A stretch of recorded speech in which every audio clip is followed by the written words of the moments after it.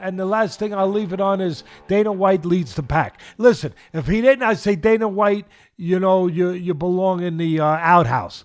I have no problem saying, I think people know me already. I say what I believe. Right now, Dana White took a step forward again as probably the leader in combat sports. And I'm including my sport, which I think is the greatest sport in the world. And it's been around 200 years. But he's the leader right now. He probably, if this was a horse race, he inched his horse ahead of my horse, boxing. But I have appreciation for thoroughbreds. I have appreciation for athletes, for special people. And so I have appreciation for the UFC.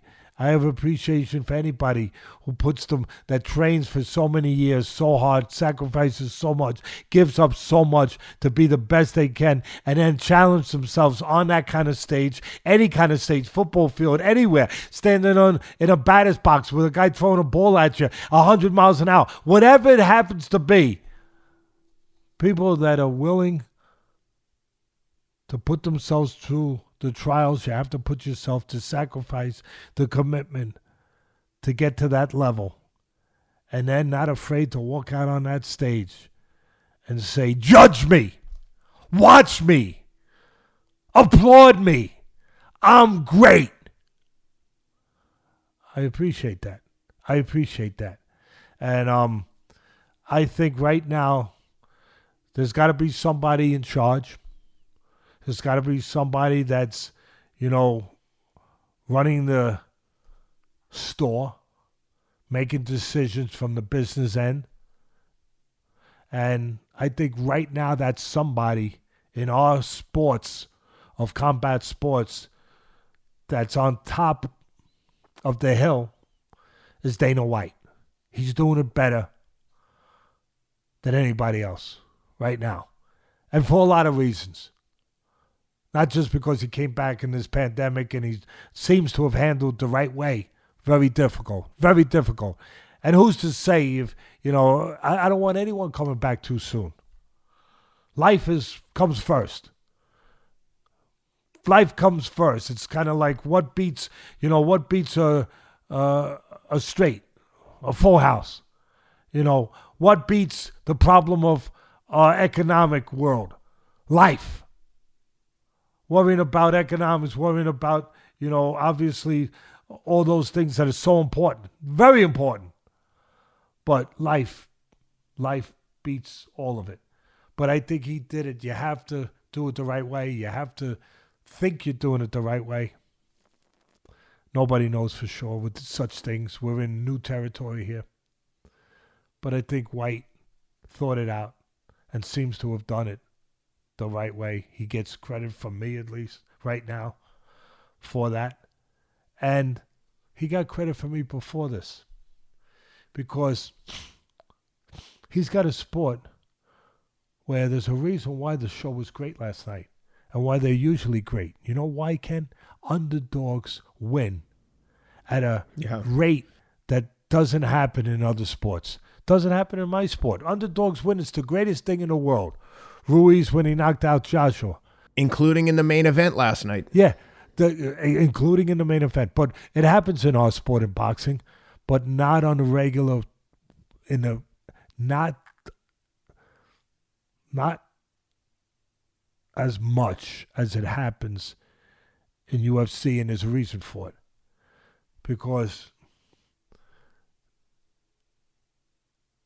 Dana White makes competitive matches on a more consistent basis than you can make it in boxing. You get a lot of A's against B's. The A's always going to win against B's and boxing. And then you get great matches. Don't get me wrong. You get great, unbelievable matches. And sometimes you don't even see them. They're on the prelims early on a 4-rounder, 6-rounder. It's a shame you don't see them. You're only looking for the 10-rounders, the 12-rounders, the marquee fights, all that stuff. But in boxing, there's there's a problem because you have the separate power brokers. You don't have a national commission.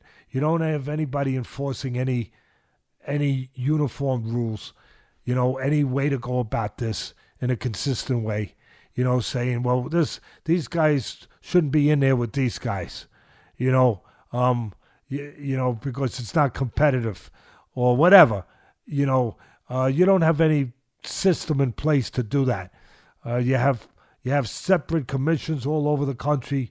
You have promoters that have relationships with the separate commissions and with the organizations.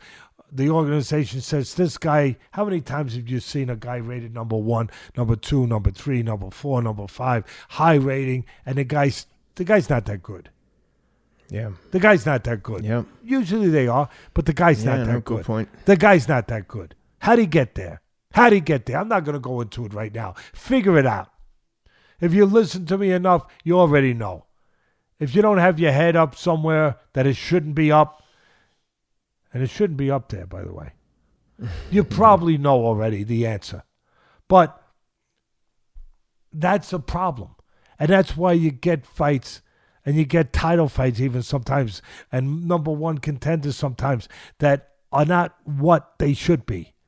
And you have, obviously, the promoters that are on separate places with separate television entities, different networks. Right now, you got the three. There's a movie coming out, a documentary movie coming out. Showtime's going to present it. I think it's going to be a hell of a documentary. It's called The Four Kings. It's about Sugar Ray Leonard, Tommy Hearns, Roberto Duran, and the great Marvin Hagler. They're all great. And it's called The Four Kings.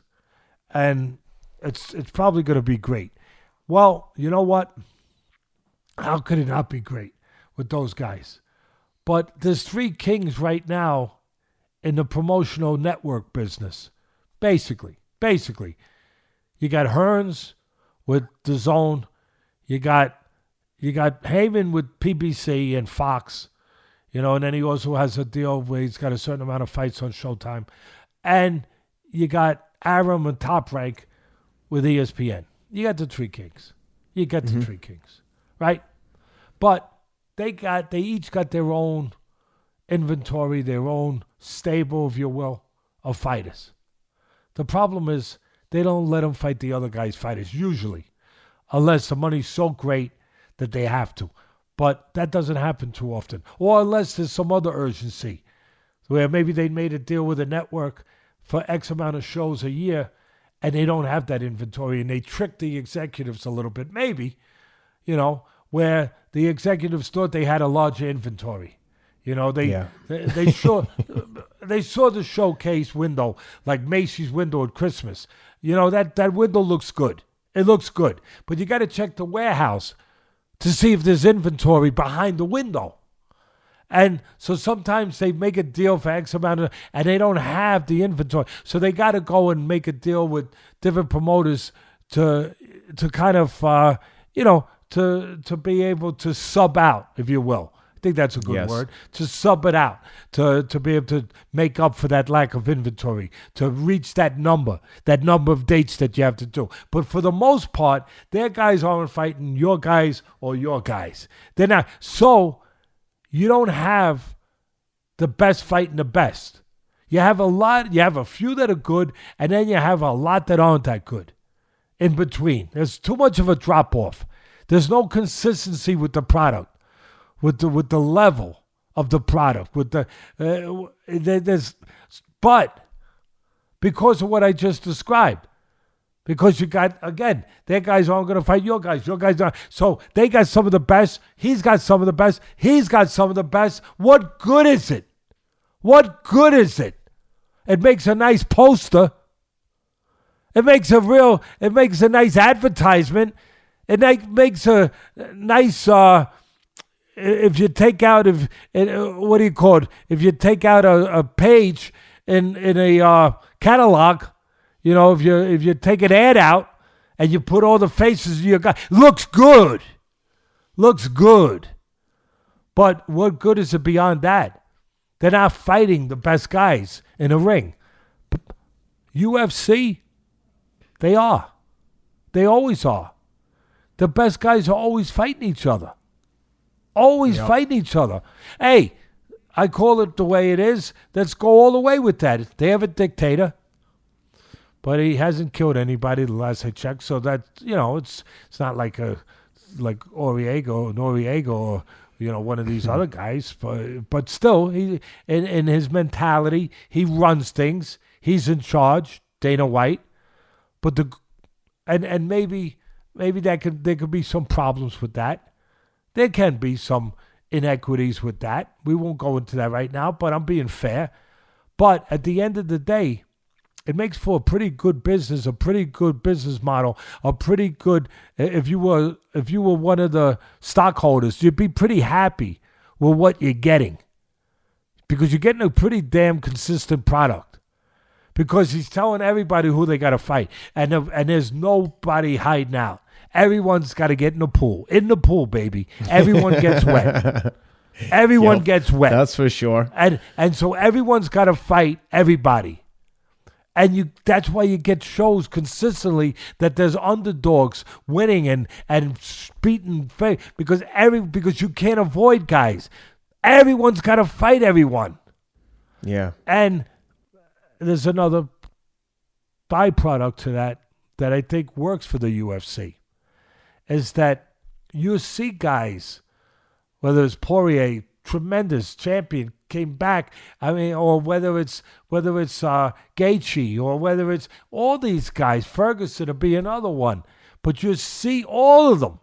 You see guys, they'll wind up with 3, 4, 5, 6, 7 losses. If that happened in boxing, you wouldn't even be talking about the guy. He'd be like off to the Foreign Legion. Really? Yeah. You'd be like, but it doesn't happen, because they get put right back in the pool. They get put right back in with the top guy, with the champion. They don't get thrown in the Foreign Legion. They're not one of those cops that get put into get sent to the North Pole. They used to joke about a cop. You're gonna be walking a beat in the North Pole. That's where you're gonna be walking a beat in the North Pole. You better watch. That doesn't happen. No, they come right back. Dana White, the guy who runs it all, they come right back and they fight a top guy. And you know what? They win. They win. You know why, Ken? Because they learn. Yeah, they lose, but they learn. They don't get treated with kid gloves, with baby. They learn. They learn from their mistakes. They get better. Some of the promoters that are doing a favor to these guys, keeping them undefeated and putting them wait until they can make money for themselves and for the promoter, for themselves, right? Well, because they want to have an undefeated record. And then all of a sudden, boom, they're gone. What happened? He never learned. But these guys, they're learning. They're learning how to fight by their mistakes, by their losses. There's an old saying, you got to lose to win sometimes. They get better. And it works. It's a formula that works. It's been proven in life. In life. How many times where you might get fired and you come back and the second time you're better? You might get fired twice. And the third time you're better. You learned. There's more urgency. Everything, all of it. Yeah. That's what they're doing. There are guys with 7, 8 losses where you wouldn't pay attention to them in boxing. You better pay attention to them in the UFC, because they're going to kick your butt. They're going to win a title. Yep. Because they learned, because they went down the hard road and they got better for it. And in the long run, it served them, not in the short run. In the long run. And it's because of Dana White, because of the system. I get all of it. But it's because of the system that he can do that. They can force that. He can demand that. And that's where right now, and I hate to say it, it hurts me. But now because of all of what I said, he has inched his horse ahead of my horse. He has inched boxing, UFC, ahead of boxing. Right now. And I don't know how we're going to change it. You know why? Because We don't have a jockey. We don't have a jockey on that horse. You know, speaking just metaphorically, but we don't. We don't have somebody that can, a boxing commissioner, czar, national, anything, police force, anything that can say, hey. Some of these things Teddy just said, hey, let's pay attention to two of them. Three of them. Well, I'll tell you, if you think he's inching ahead now, he's got another event this coming Wednesday and another one next Saturday. That's 3 events, and there isn't even a boxing event on the calendar. So someone better start paying attention and organizing the troops and figure out a game plan going forward and not just criticize from the sidelines. How would you like Dana White? And I know that this small boy, I say, well, what the hell? What the hell? I know you'll protect me. I know Rob will protect me, right? How would you like, he's doing a pretty good job for ESPN with UFC during difficult times. Yep. How would you like him running the boxing? Could be in the works. I'm just saying, I mean, the other guy's a Hall of Fame guy that's running the boxing now. Tremendous. I get it. Tremendous. But White has proven himself, to be up to the task. That he would. I know he wouldn't control all of boxing. I get it. But he would control what he would control over there, and he would bring that mentality into it, where there'd be kind of a new sheriff in town. You get to your work where the new people took over your job, and there's piece of paper sitting on your desk. You will no longer be taking 2-hour lunches. Change. You will. Everyone. How about this? New guy, Mr. White, running boxing at ESPN. Monday morning, they get in. Everybody must get in the pool. That's it. Well, who knows? Everybody, by the way, no more sitting in lounge chair. No more sitting in lounge chairs with copper tone on your arms. Well, who knows? Get in the pool. Those wheels may be in motion behind the scenes. We'll find out soon enough.